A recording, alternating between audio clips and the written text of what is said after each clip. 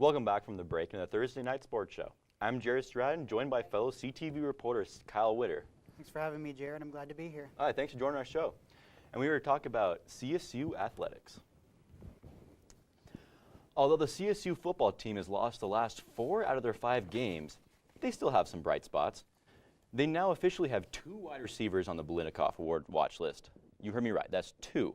That marks the 2nd year in a row that a CSU wide receiver has been nominated for this award. The last CSU wide receiver that was in this position, Michael Gallup, ended up getting drafted this year by the Dallas Cowboys in the 3rd round. This wide receiver duo has combined for 68 receptions, 947 receiving yards, and 8 touchdowns. All this happened within only 5 games. Yesterday after practice, CTV reporter Sydney Wicker was able to ask Olabisi Johnson about how he felt on the nomination. Hey there, Ram fans. I'm Sydney Wicker, and I'm joined by Olabisi Johnson, a wide receiver for the CSU Rams. Olabisi, you were just nominated for the Blitnikoff Award. How does that make you feel? Yeah, I mean, it's a huge honor. I got a whole bunch of people texting me who support me and everything, and it feels really good. But, I mean, I can't get complacent. Got to go out there, keep doing me, keep working.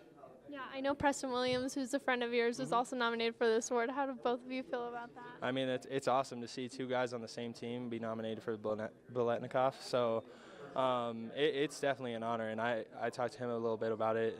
He's excited about it, but we go out there and keep working in practice. You know, it's a bye week, but we're competing this week. I know Michael Gallup was a finalist for this award last year. What is it like to follow in the footsteps of someone like him who's making it pretty well in the NFL right now? Yeah, for sure. I mean, it's awesome. You know, I get asked a bunch of questions about following in the footsteps, and this just goes to show how good we are and how good we can be. Great. Well, good luck, Olabisi, and thank you so much for talking with me. Signing off with CTV Sports. Thanks for tuning in. The Blitnikoff Award winner will be announced on December 6th. CSU kicker Wyatt Bryan was officially named as a semifinalist for the William V. Campbell Trophy. This nomination is given to the best scholar athlete in the entire nation. Wyatt Bryan is CSU's leading scorer and has a 3.682 GPA in mechanical engineering.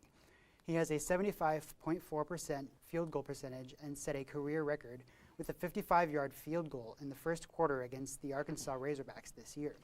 There will be 12 to 14 finalists by October 31st, and all of those finalists will receive an $18,000 postgraduate scholarship. The finalist will be announced on December 4th, and the winner will be given a $25,000 scholarship. The CSU tennis team is split up over the weekend to take part in the Milwaukee Tennis Classic and the Wyoming Invite. CTV reporter Jason Ortiz was able to talk to the head coach about the games. Hey there, Ram fans. I'm Jason Ortiz here with CTV Sports, and I'm here with the head coach of the tennis team, Jared Camarada. And we just want to know, how did this weekend go for the tennis team? Yeah, we had a good weekend. We had a split team. We were in Milwaukee with half of the team and in Wyoming with the other half.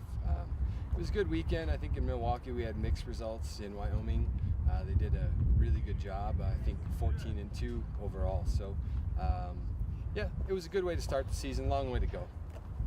So when you have a split weekend like that, how does that affect your coaching?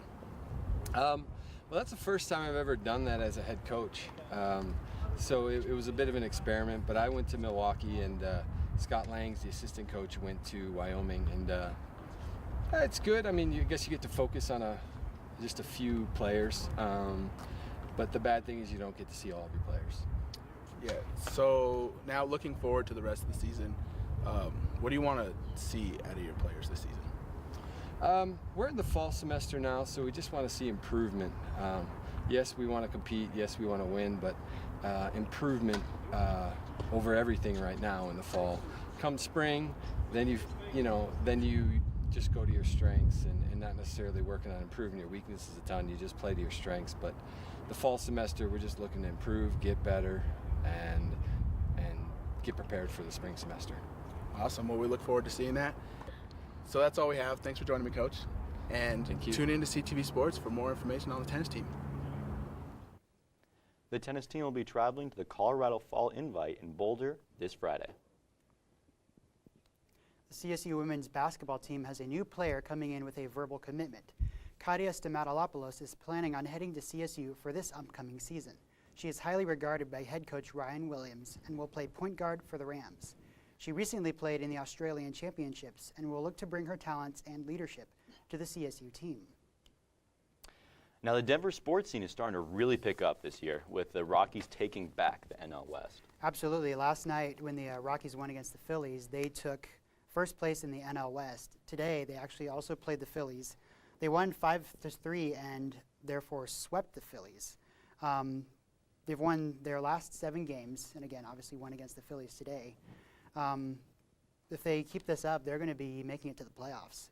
Obviously, the last time the Rockies made it to the playoffs, well, not the last time, but the most notable time, was back in 2007 when they made it to the World Series. They won 13 of their 14 last regular season games.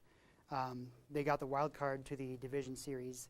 They swept the Phillies 3-0. They swept the Diamondbacks 3-0, and then of course they were swept themselves by the Red Sox in the World Series. Oh, definitely. That Red Sox loss still hurts me today. But I agree. like you said, those last few games, they can definitely be notable to Trevor Story and Nolan Arenado. And of course, Trevor Story, we had that little injury scare, but he's back now, which is a lot better for the team. They're both leading the team with home runs, RBIs, and batting averages, which is insane for just 2 players to be leading the team with.